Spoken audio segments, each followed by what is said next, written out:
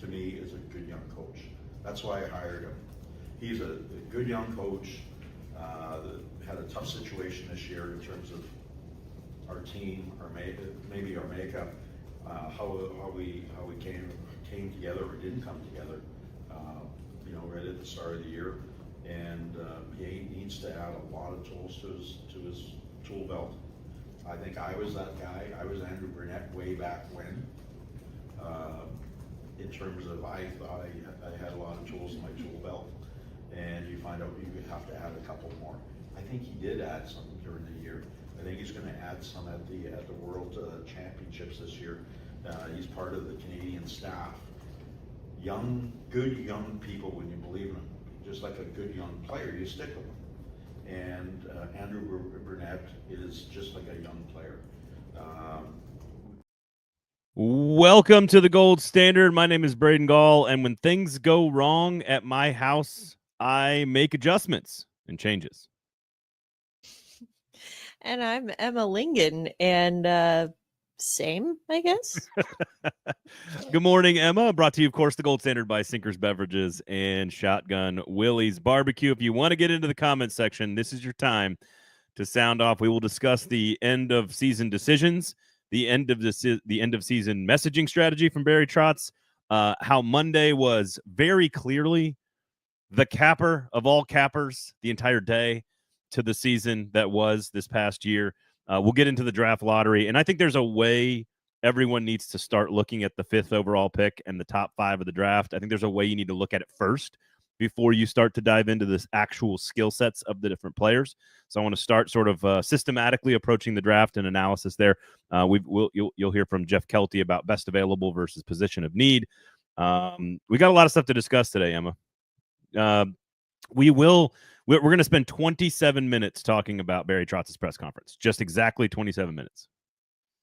Well, yeah, I mean, it has to be one of us speaking for 27 straight minutes, answering, one of us asks the question, the other one answers like 7 other questions in the answer to be a full Barry Trotz press conference. So there's a lot of things to get to, and I'm sure most of you have had lots of opportunity to think through and digest everything that was said. Most of you, of course, who subscribe to Lower Broad Hockey were listening live or listen to Adam and myself kind of break it down. And I don't want to repeat a lot of that, but I do want your opinions, Emma, on what we saw, what we heard, Barry Trotz's goals. Did he accomplish those goals? I'm not going to get too deep into the messaging strategy media side of this. If I was his PR rep, I would have had like a 3-sentence open and then 7 pages of notes to get to during the questions, because you knew you were going to get those questions anyway. And 27 minutes and over an hour, 27-minute opening statement from Barry Trotz on Monday, over an hour of Q&A total press conference, and nothing happened. And I think ultimately that's where I want to start with you before we get into the details of like why Jonathan Marchessault being 102nd in the NHL in points is not a good thing. Not a knock on Marchessault. It's more of a knock on Trotz's ability to read charts. But I just want to I want to start first and foremost with the overarching strategy to do absolutely nothing after one of the worst seasons in franchise history, because that's ultimately what this is. The coaching staff is intact. The front office is intact. The farm system is intact. The draft picks are intact. I'm not saying it's all going to stay that way, but as of right now, everything is the way it is. It's exactly the same way. Everybody's the same. No changes to the coaching staff. No changes to anything. And after one of the worst seasons in franchise history, Barry Trotz told me when I asked him, how do you know when you need to stick to your guns and when you need to make adjustments and adapt to new information? And he said, you got to go with your gut. Yeah, I mean, it's what the definition of insanity is, doing the same thing over and over and expecting different results. I mean, that's kind of the immediate reaction I think a lot of people had. And I think that, if you're looking at this season, and we talked about this before he even had the press conference, saying like, you cannot look back at the hell that we just endured and say, you know what, let's run it back.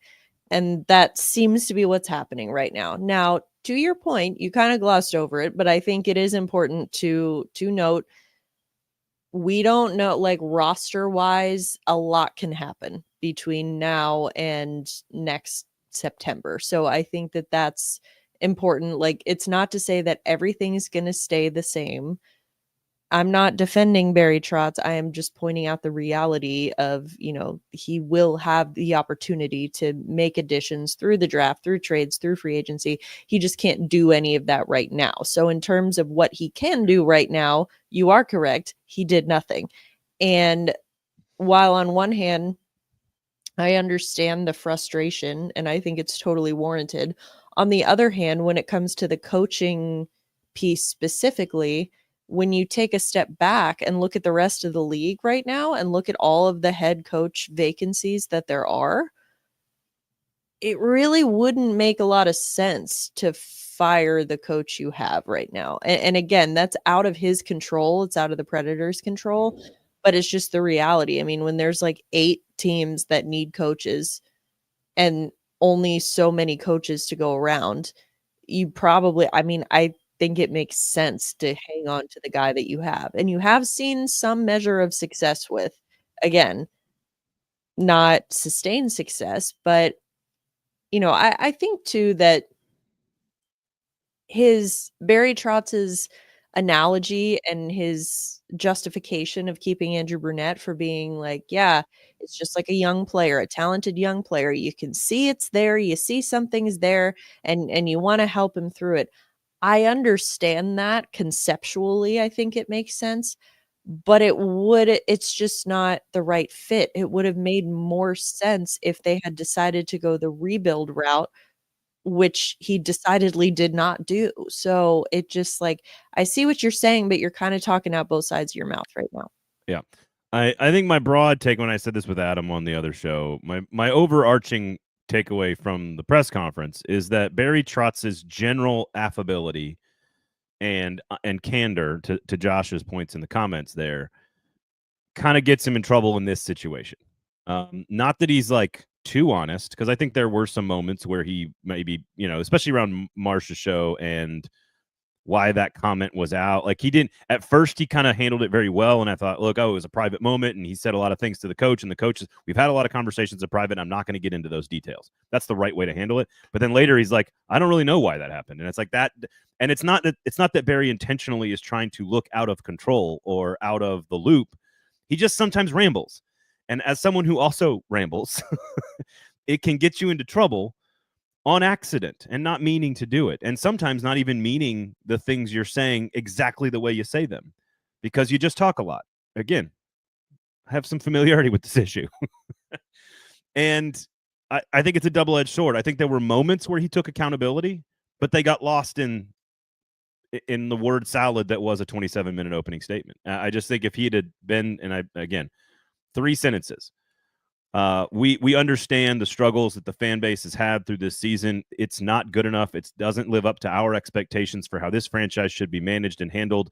I've got to give my roster, my coaching staff, a better situation to find more success, and I'm going to do a better job, and Andrew Brunette's coming back this year. That's it. That's all you got to say is in your opening statement, and then you can fill in all the gaps with how many posts you hit against Dallas and the comeback against Philadelphia, all the single game moments. You can fill all of that in through the questions you're going to know you're going to get anyway. Totally agree.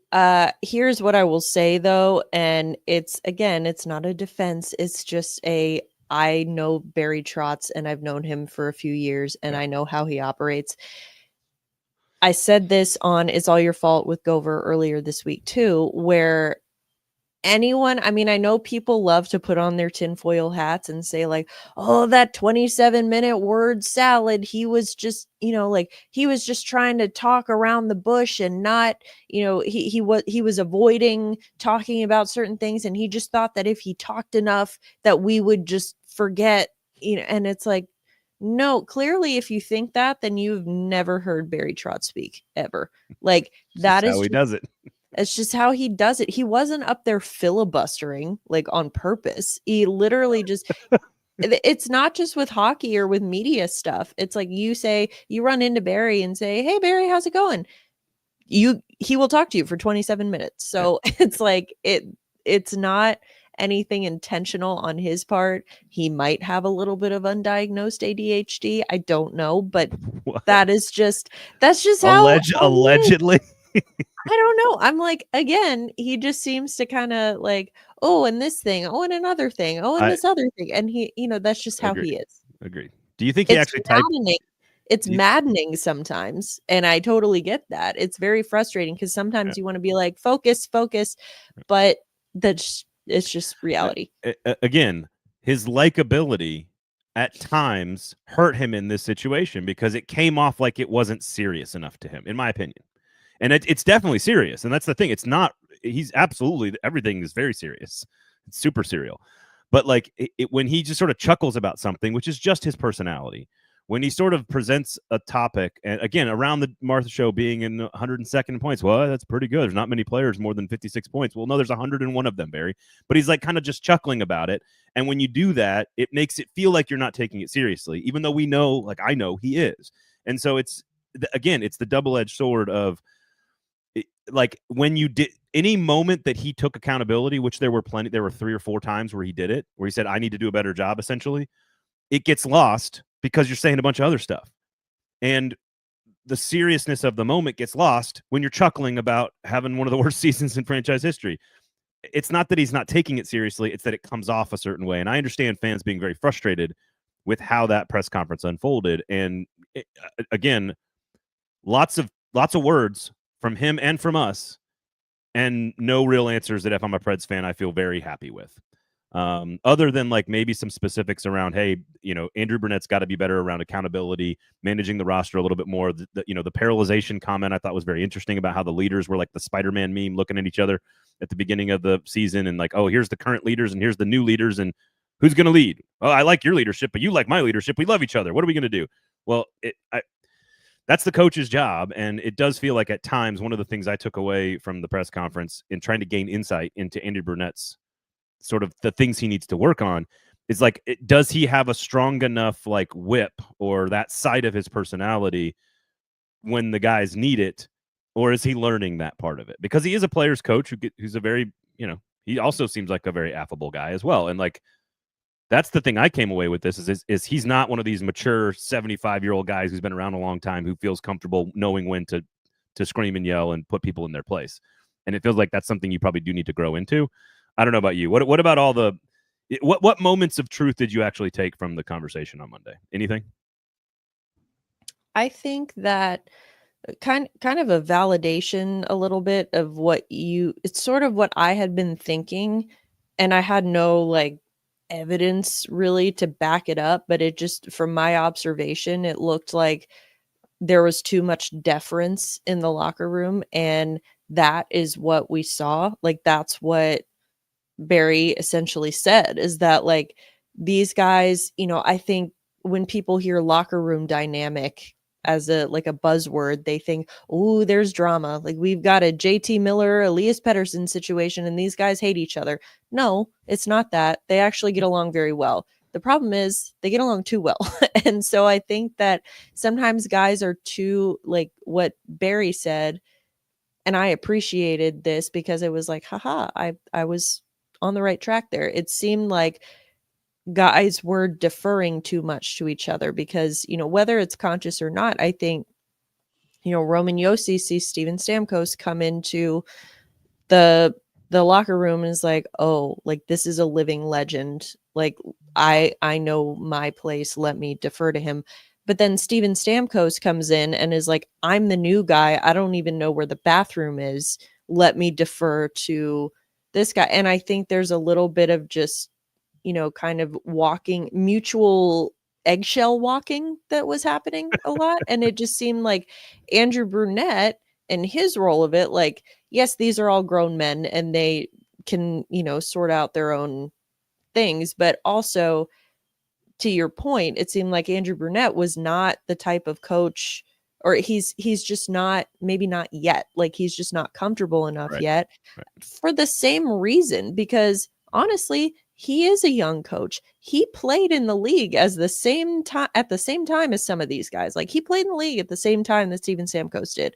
So I think there's probably a little bit of that on his part. And it's like, well, these are my peers in a way, and I don't really feel comfortable yelling and screaming at them. You have to be knowing when to do that in any walk of life is a skill. Yeah. And knowing Some people do it. Some people do it way too much, and then it loses its impact, because if you scream all the time, no one listens. My wife's a psychology major who runs a team for a major company, and like she's great at this stuff. And even she knows that her biggest flaw is being too sympathetic, too empathetic, too thoughtful, and at times not just sort of putting her foot down. Like, and so there is, and she's very comfortable in her role and very good at what she does. And Andrew Brunette also could be very good at what he does. But like, it does take, from an ego standpoint, to look in a room full of millionaires who are, to your point, sometimes, not that much younger than you. And in your second year or first with some of these guys, lay down the law or whatever cliche you want to use. It's an intimidating thing, but that's why you make a bunch of money to do the job. And if you cannot do that job, you don't belong as a head coach in the NHL. I mean, I don't care how nice a guy you are. Eventually, you've got to hold people accountable. And that's clearly the thing that Barry Trotz pointed at. What tool does he need to put into his toolbox? It's clearly managing the egos in I would say, a more direct or firm or whatever, kind of way you want to talk about it. One of the things, and this is kind of half-baked, but I want to see what you think about it, which is, this is a feeling I'm getting ever since Monday, and then the lottery happens, and they end up, and that just put a total bow on the entire season. Like, statistically, people should have been prepared to be picking 4 or 5. Like, I hope people were prepared to pick 4 or 5. There was a 70% chance you were going to pick 4 or 5. And so I hope folks were prepared for that. No one was prepared for the Islanders with a 3% chance to pick first, or Utah to jump 10 spots to number 4. That's just real shitty. So you should be prepared. You should have been prepared, but it was such a cherry on top of the whole thing. All of Monday was just a fitting way to end the entire season. And the thing that keeps this feeling that I have is they need to be in this position again next year. And let me try to work through what I mean on this. Now, I don't know if, the fact that I know the name Gavin McKenna is a problem. But I don't know, is he Connor Bedard? Is he Connor McDavid? Is he, Sidney Crosby, Ovechkin, Taves? I don't know. I have no idea. I'm not going to pretend to be a scout here. But it does feel like this team could and maybe should be right back in this top 3 lottery again next year. Bite the bullet. Let the veterans play out their end of their contracts. Trade away some pieces that are tradable, and put every young player you've got into the lineup. And say to UC Saros, hang in there, buddy. And so I don't know what that's the feeling I'm getting around this week. I don't know why it's just now bubbling up to me, but I'm looking at this going, I'm looking at San Jose about to add potentially Schaefer to Celebrini and to the other pieces. I'm looking at some of the combo pieces that these teams have drafted. And I'm thinking going, if you end up with, and if you get lucky and James Higgins falls to 5 and you get Higgins this year, and then you get somebody else with the number 2 pick next year, like, that's a pretty good way to start a franchise. So I'm like, you're here now, you're awful. Maybe don't fix it. And let the young kids learn. And if you think Andrew Brunette really is going to be that good, let him learn and let him develop with all the young kids. And as the older ones sunset, let them go away. Like, and I'm not saying it in a rude way. I just mean, like, strategically do things that might make you bad. Again, I think, the thought process makes sense, but it would have made more sense to do it last year. And, you would have made more sense to choose that direction last year. Now they did. Well, but they didn't. That's the thing. They didn't. And you don't go out and get Steven Stamkos and Brady Shea and Jonathan Marchessault to be bad. Like, that's not, I you don't do that. And so, I know I'm not saying anything that anyone doesn't already know, but the point is, I hear what you're saying. And I think at this point, it makes a lot of sense. But you have a Steven Stamkos sized elephant in the room now, and Jonathan Marchessault and Brady Shea, Roman Josi, Philip Forsberg. But the problem is, it is just, you can't have both. And I think he's trying to still have both. And I hear what he's saying, what Trotz is saying about like, we're going to get these young players up. We're going to let Andrew Brunette develop into a great coach. Okay, fine. But how does Steven Stamkos feel about that? How does Jonathan Marchessault feel about that? At this point, and I hear you, and you're not wrong, but at this point, I don't care. I know you don't care. Like, and no, frankly, if I'm Barry Trotz, I'm going, look, we tried. But we're stuck in this contract. Unless you're going to waive your no movement clause, I can't help you. So I don't care. I've got to do what's best for the franchise. And frankly, he needs to be like that. Stop being the nice guy. He even said in the press conference, "Oh, sometimes I'm too nice." Like, stop being the nice guy and do what's best for the damn franchise. And I'm not saying he's not, but like, you can look to Steven Stamkos and say, "Look, man, we thought this was going to work. It was our mistake. We appreciate you buying in. If you want to waive your no movement clause, we'll look to move you somewhere that you think is more productive for you and the final chapter of your career." You could do that. Or you could say to him, look, we've got to do what's best for our franchise. If you want to stick it out here and play and teach these guys how to be pros, I know that's not your ideal way to finish your career, but like we're not in a position to do anything else. Like, we couldn't get a better coach than Andrew Brunette. We couldn't get a better pick than 5th, and we don't have better players right now. We can't fix this right now. The way to fix it is to go deeper into this thing. That's the feeling I'm getting right now. And I don't know if that – I don't think that's what they're going to do. So. No, I agree with you. I think at this point you have to lean into it. But they've put themselves in this position now. I hear what you're saying. If you're Barry Trotz, you shouldn't care like about, well, look, Steven, Jonathan, we tried, this didn't work. I mean, it's kind of, there is precedent there where he kind of did that with Ryan O'Reilly at the trade deadline this year because a lot of teams wanted him. Yeah. And Barry basically said, look, if you want to go somewhere, we will do what we can. And he doesn't have the trade protection, but still he was like, if we're going to treat you as if you do have the trade protection.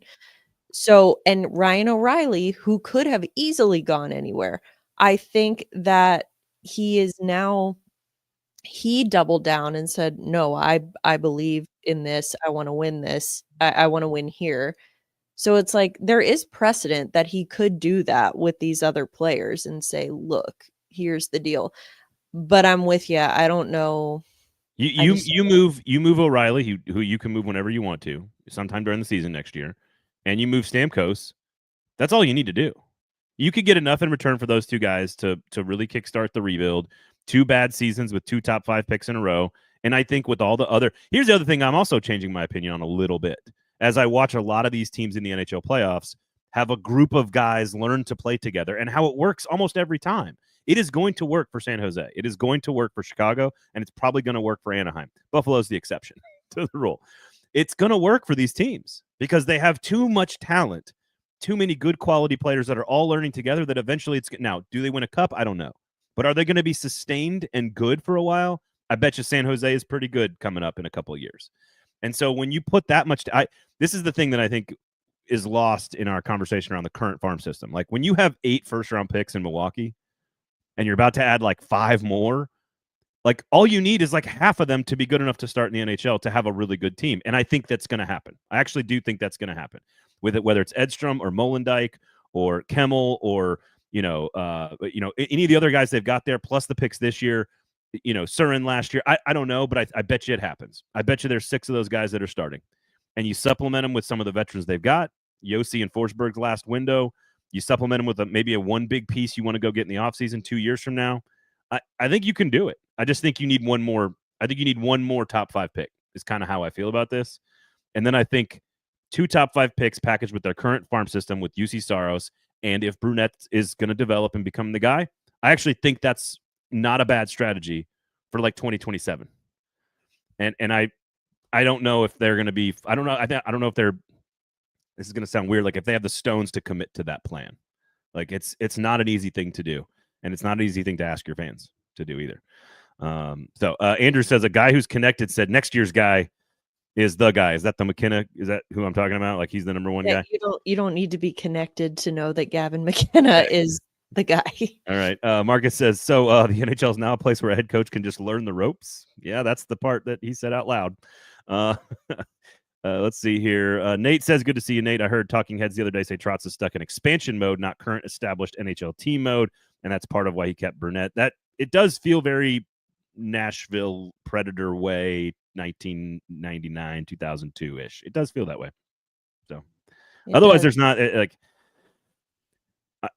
Andrew Brunette being the head coach might still have been, as we talked about last week, the best possible outcome of the current situation. It doesn't mean that they're in a good situation. So, and Drew says Emma's points totally embody fans' disappointment, frustration, and confusion 100% for what the hell is going on. My instincts are Barry Trotz is too competitive to not try to win this year or try to get back to the playoffs this year. And my instincts are now, for the first time ever covering this team, I think they should suck. I think they should try to suck. And that's not like ask the players to tank. Like, that's not what that is. It's just you trade your good pieces away and let the young ones learn. And when they make mistakes, you lose games and have a better draft pick while the young players learn and get better for next year. That's just and life. I would like to point out that, and I think this is what you're saying. If not, it's what I'm saying, is that trying to suck does not mean tanking for a particular player. Right. Because you know what's going to happen if you tank for a particular player? The New York freaking Islanders end up with the number 1 pick in the lottery. That's how that happens.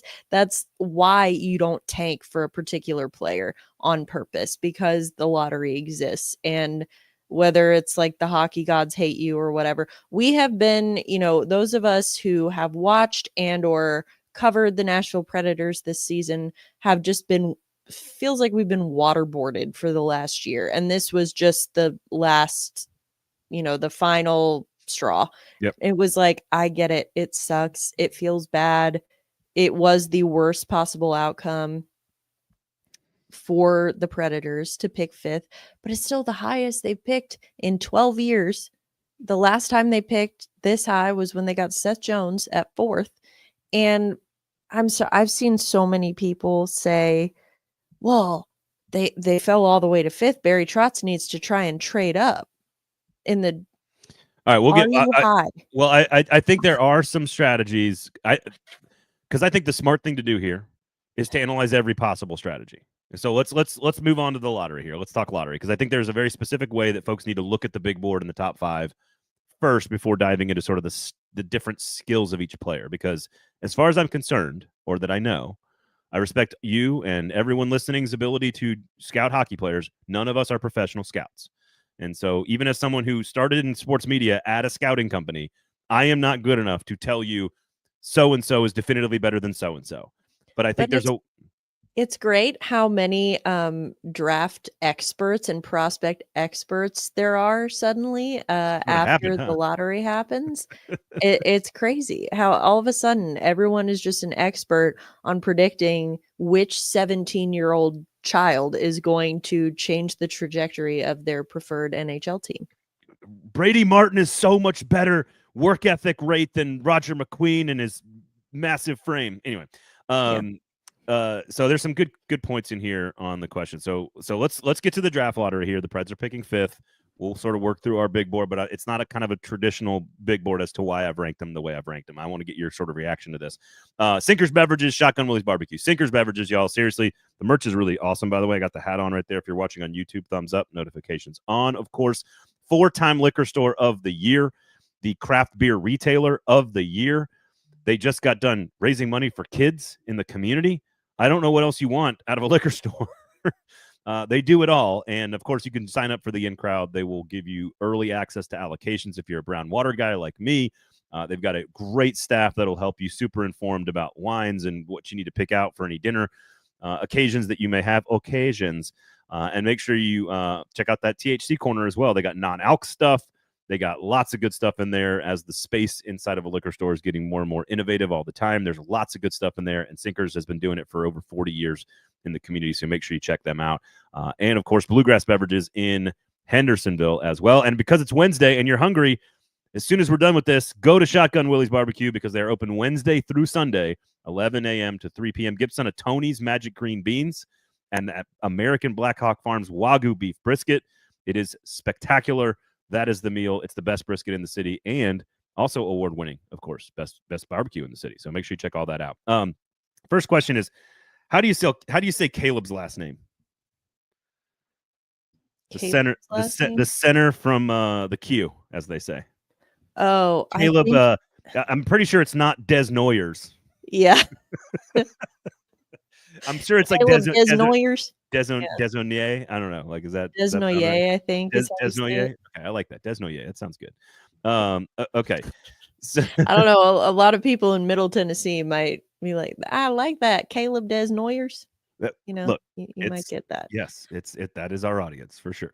Mitch says, I know moving up is not typical in the NHL, but if the New York Islanders select Matthew Schaefer, the defenseman, do you think San Jose would be open to moving back? Which they've already kind of said. Now he says 2 firsts and Molendyk for Misa.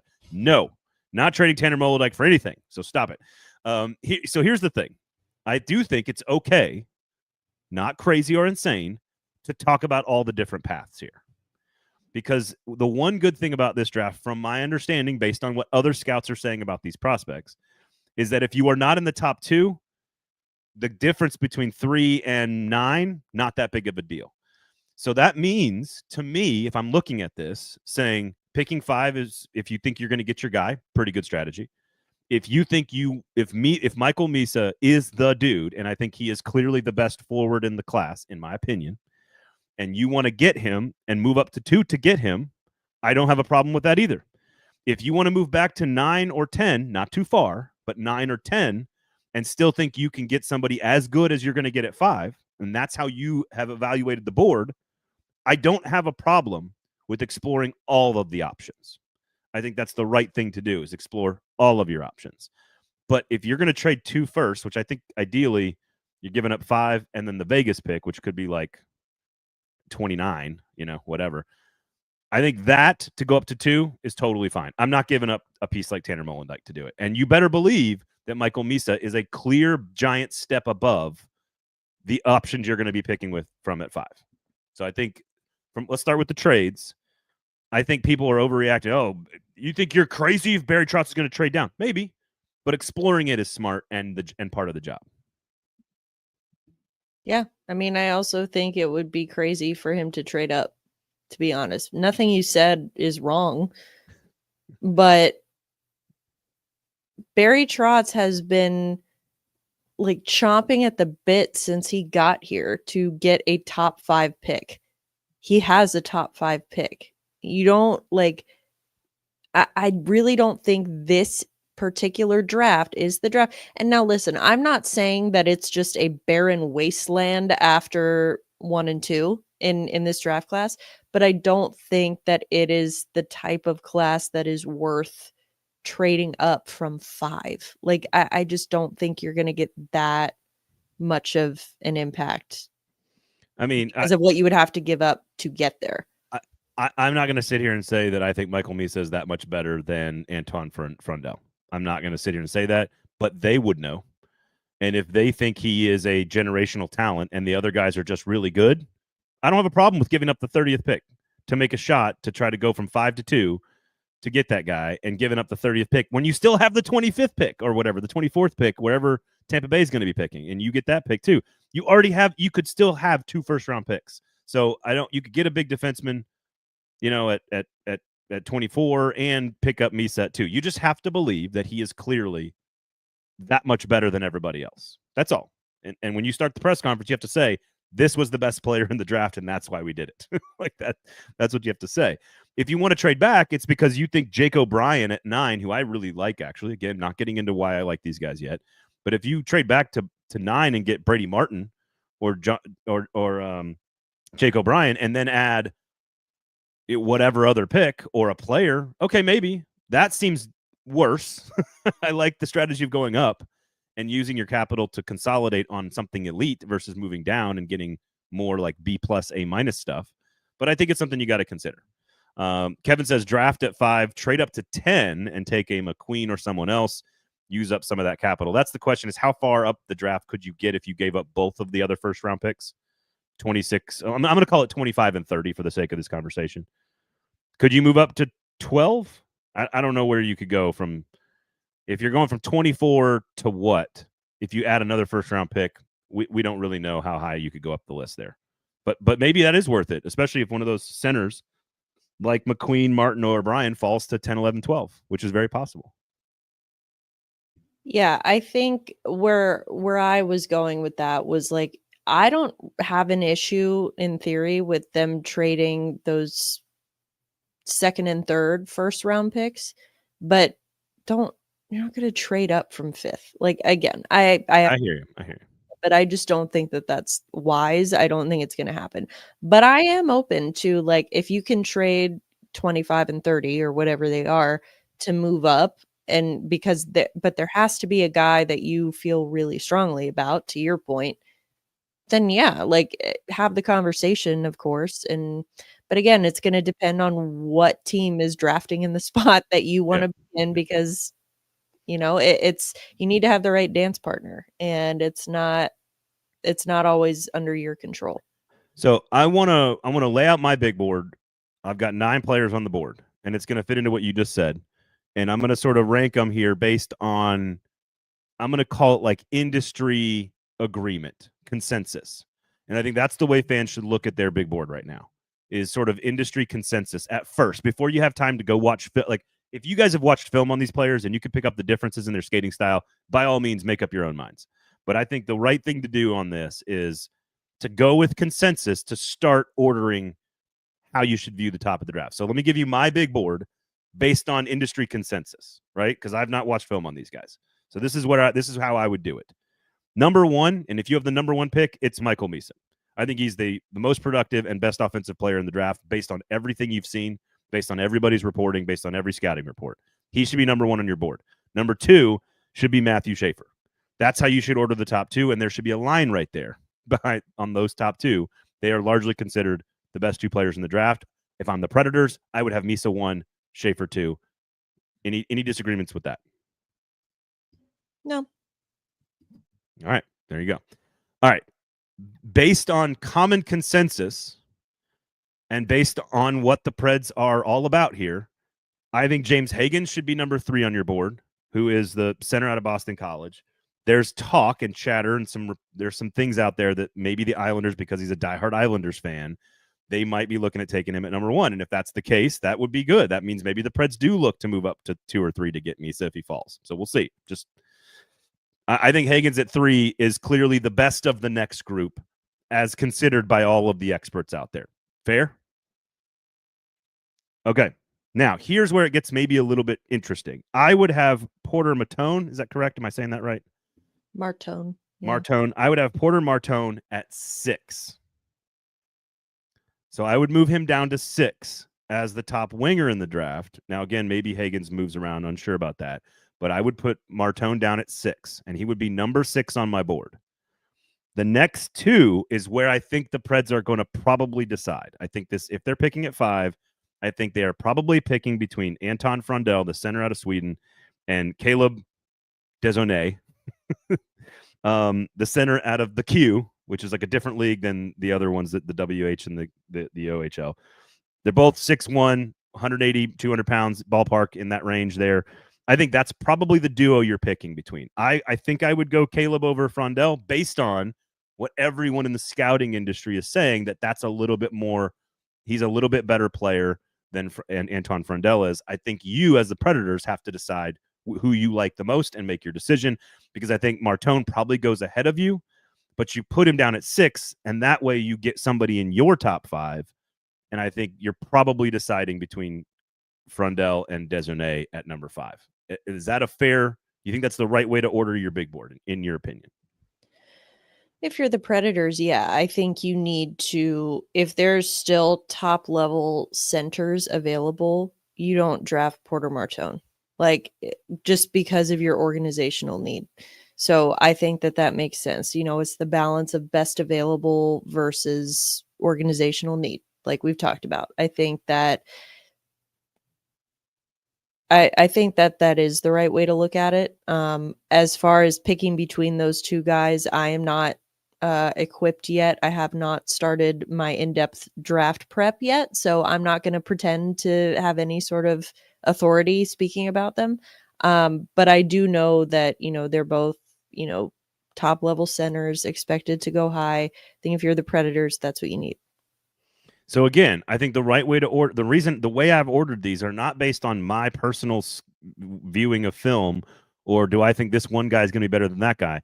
I think the way you order it is based on industry-wide consensus, and the consensus is that Caleb's better than Anton.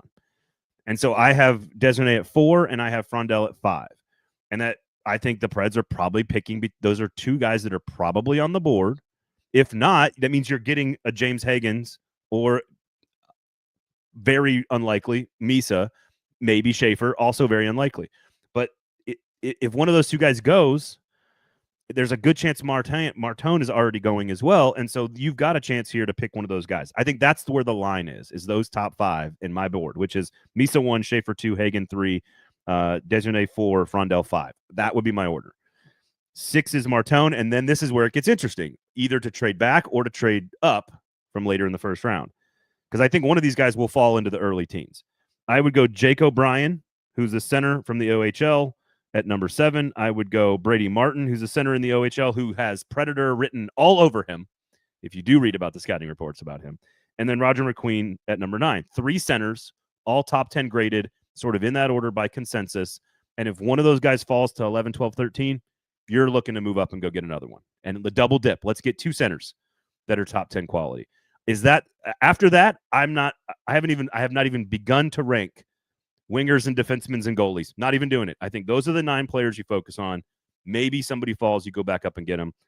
But I think that's where I think you're going to get one of those guys at 5, and then after that, who knows? So that's how I'm looking at this. Yeah, I think, and I think you're saying this too. If by some minor miracle Higgins is still available at 5, you take Higgins. But I think that otherwise, yes, I agree. If you have a chance to trade up to get another center in the teens, and if you can do that, then I would. If you're Nashville, you don't just need one center. you need a few. And so I think that would be worth doing in my opinion. As far as, yeah, I mean, I don't know. I just think that I know a lot of people were upset because of the whole Askarov thing, but Jeff Kelty mentioned yesterday that they're looking to draft at least 1 or 2 goalies this year, and people immediately went up in arms about that. I'm not gonna, just get into that. You can probably figure it out. Yeah. So anyway, kind of similar argument to what I had about, Barry Trotz saying he wanted to trade for a veteran right shot defenseman. I'm like, do you really? Because you just had 3 of them and you got rid of them. But here's the thing. I am still on the side of, like, I think it was a good thing to trade Askarov. I know a lot of people disagree with me. Now, how it happened and when it happened, we could have a little bit more discussion about that. But I do think the end result was the best thing.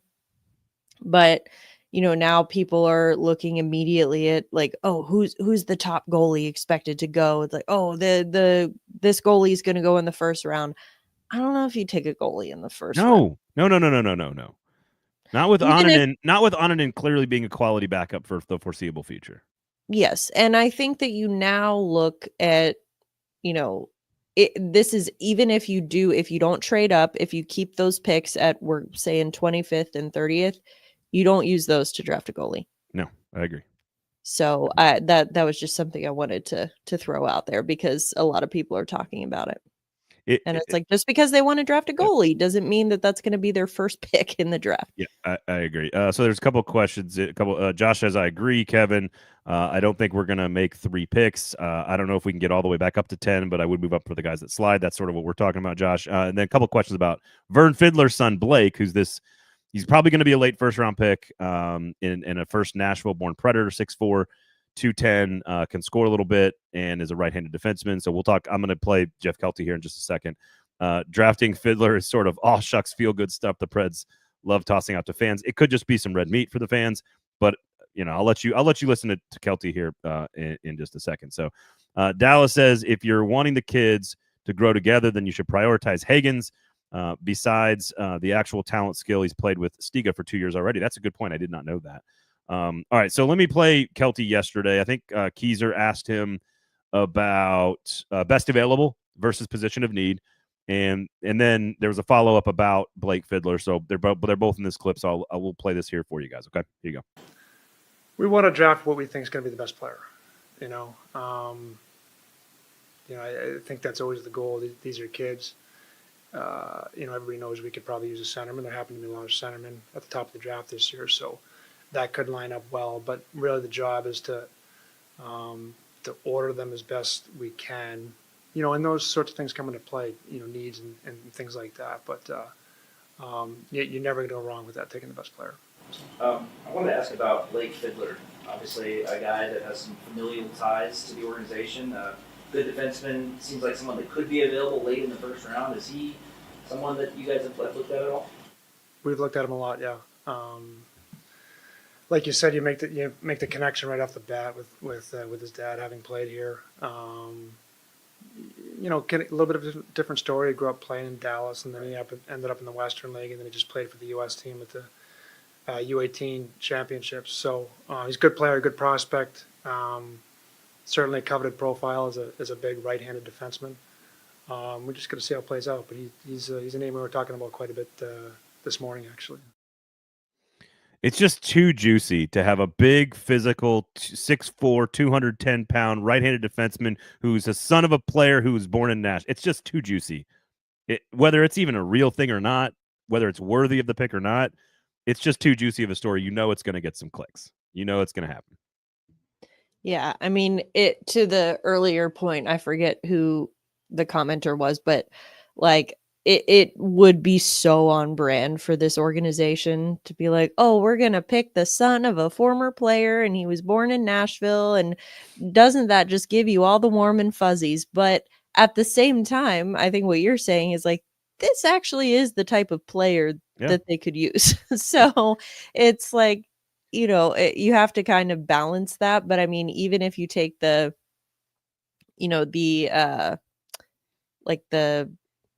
nostalgia or the emotional attachment out of it. Stick to your board.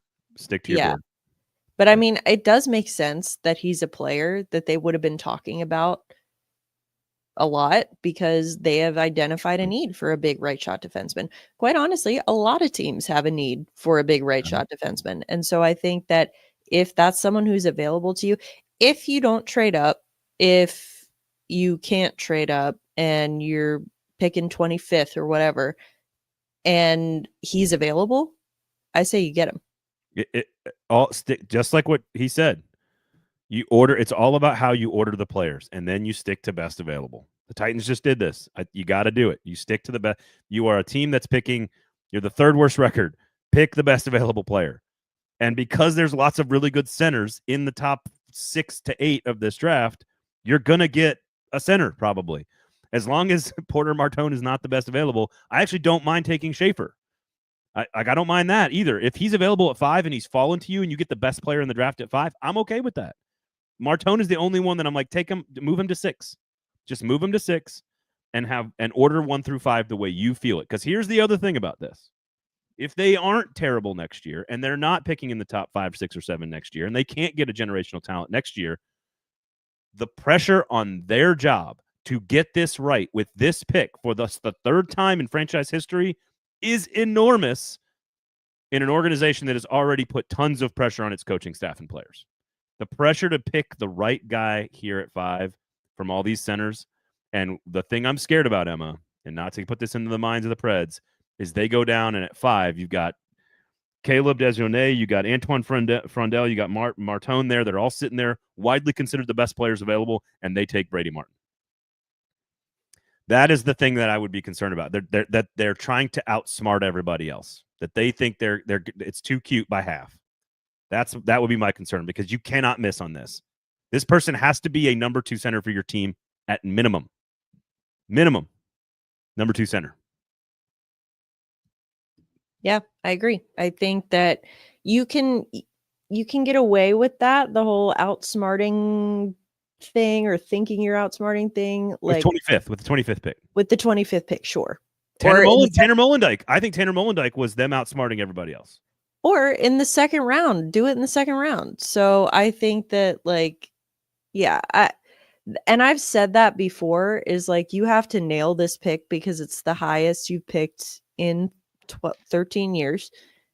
And I do trust that they, like, at this point, I really don't have a reason to not believe that they'll do that. So I think that, with the I don't know. Picking like the 9th best available player when 3 or 4 of them are on the board seems like the most Predator thing of all time. I mean, yes. Because again, if you read the scouting report on Brady Martin, there's a lot he's a little bit undersized. Like, so Brady Martin's like 6 foot, 180 pounds, but like the report on him is like he doesn't have elite upside, number 1 center upside, but he's guaranteed to have a really high floor, and his work ethic and his compete rate is higher and better than everybody else's. And I'm like, that would be sounds like a great Predator.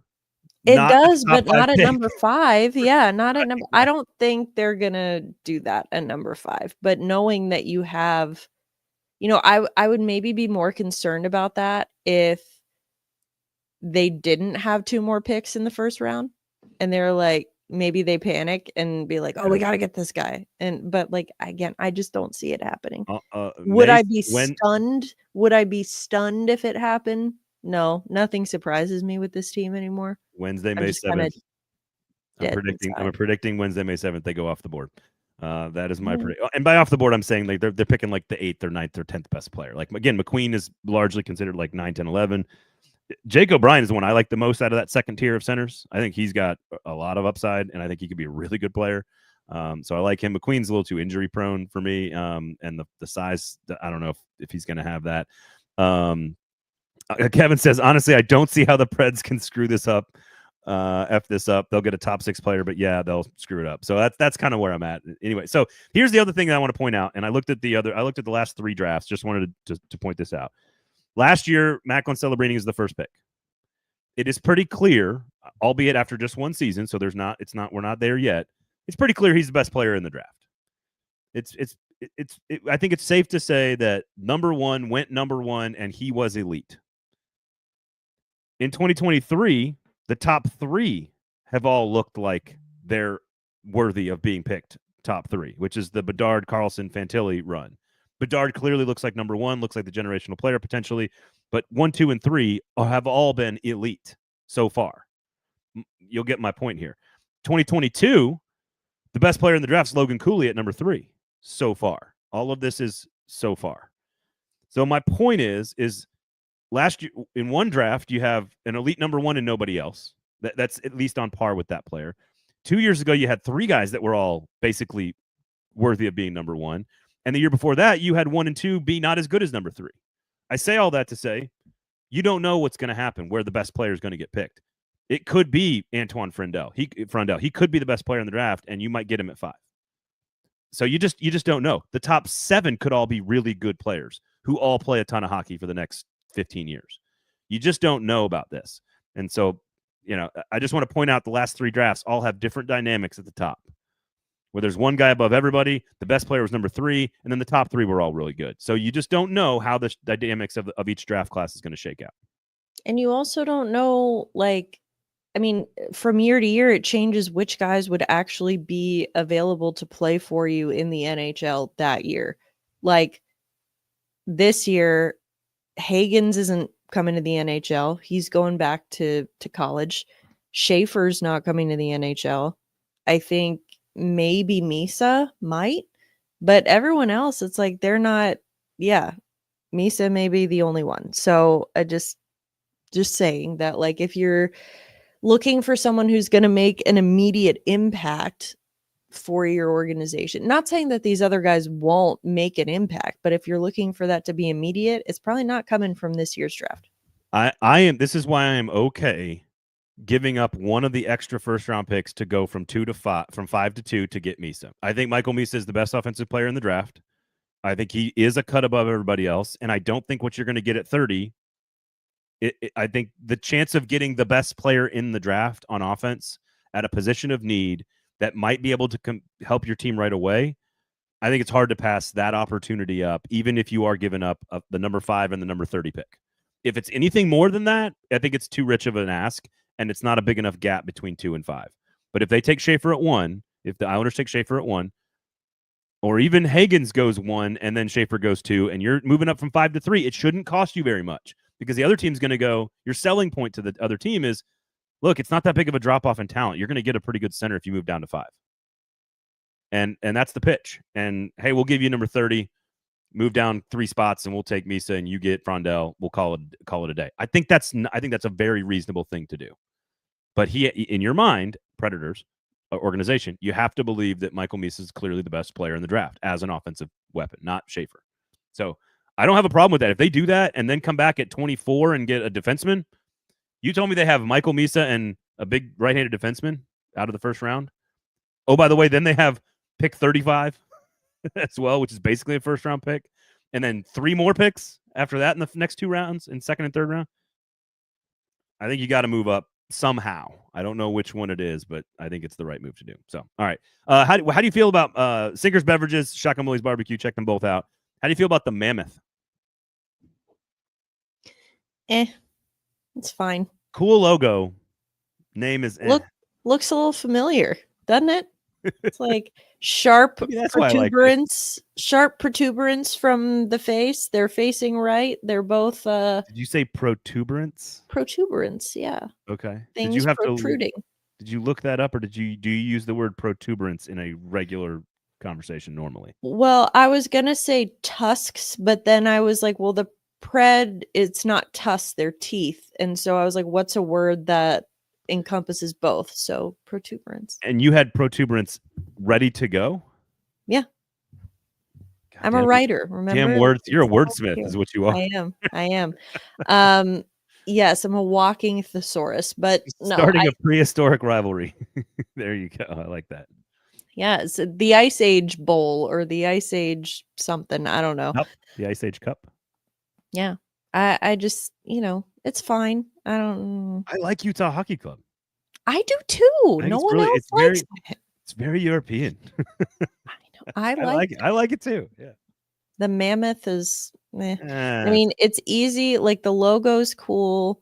It'll be easy to come up with a mascot, like I just Yeti is still better. Yeti was awesome. I didn't really care for Yeti, but Utah Yeti works it sounds good together. Very few names would sound good with, like, Nashville Yeti doesn't work, but like the Utah Yeti is kind of it rolls together smoothly. Stupid trademark infringement. Mammoth is, I'm with you. I'm kind of like, uniforms are great. They did a great job with the colors because all teams with light blue now are great when you're an expansion team. But I think they did a good job with that. And I think Utah Hockey Club is a cool name, but I don't know. I think the logo's fine. Certainly it's a little too close to home, but I don't know. I just wanted to get your thoughts on that. And how much will the NHL hate Sam Bennett by the end of the playoffs? Oh God. I mean, they already do, but for what it's worth, and I'm not defending anything that he's done from the past, because he has done lots of things. But I don't think it was a dirty hit on Stolarz. I think it was, it is what it is. He hit him in the head. It was bad. Like, I get it, but it wasn't like a Sam Bennett doing Sam Bennett things. Well, what he did, not Bennett, what his teammate Ekblad did in the last series, that's more egregious, I think, and shouldn't, go unpunished, but whatever. So, obviously, Florida loses that game, which is just utterly fascinating to see a team that everyone thinks is really good down to a team that is Toronto. You got Carolina stealing game 1 in overtime, Edmonton doing Edmonton things. It looks like, I don't want to say we're already heading towards a Dallas Edmonton rematch, but it feels like we could be going there.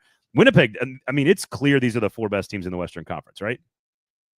Like, isn't it like we don't have a Cinderella here. We've got probably, Colorado. So, okay, how about this? I know we're at an hour here, but I'm rambling, but the Mikko Rantanen thing is fascinating to me.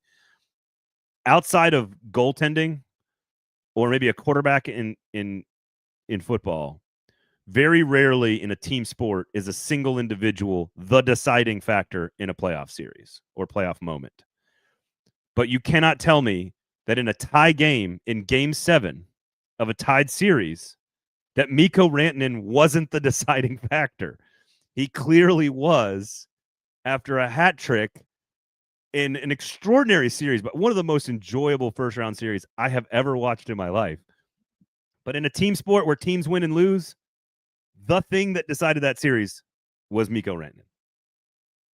I mean, it was a conference final level matchup, to your point. And I think it goes to show we are not just being homers when we say that the Central Division is a freaking gauntlet. I mean, you're seeing it play out right now.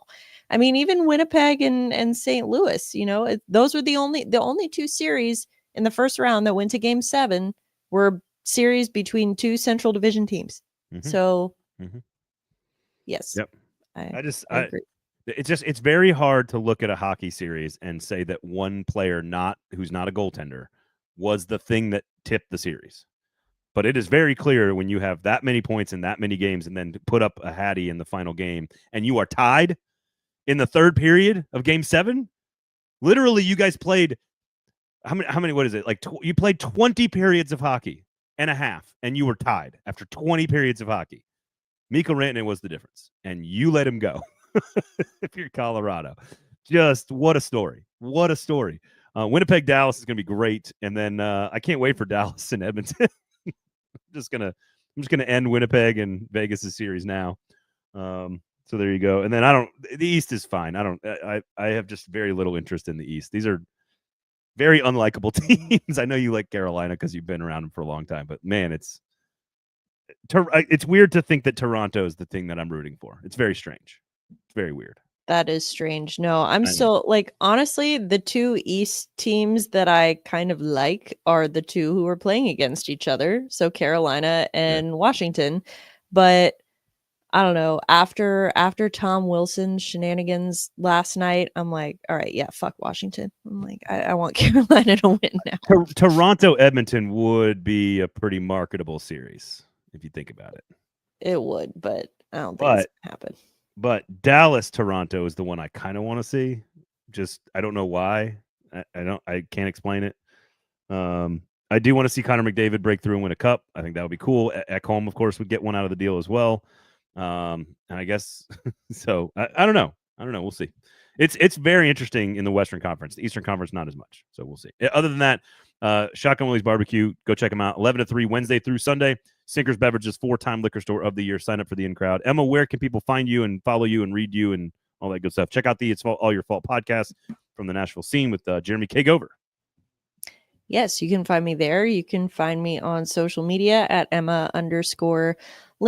You can find my Preds and playoff coverage at the Hockey News. All right, there you have it. Thank you guys for commenting. Of course, rate, review, subscribe on the podcast app of choice, and make sure you turn on the notifications on YouTube. We do appreciate it. We're going to have a lot more stuff coming for the draft for you guys over at Lower Broad Hockey as well, so make sure you check that out. Some AHL coverage. Not a way to start the Calder Cup, Milwaukee. What are you doing?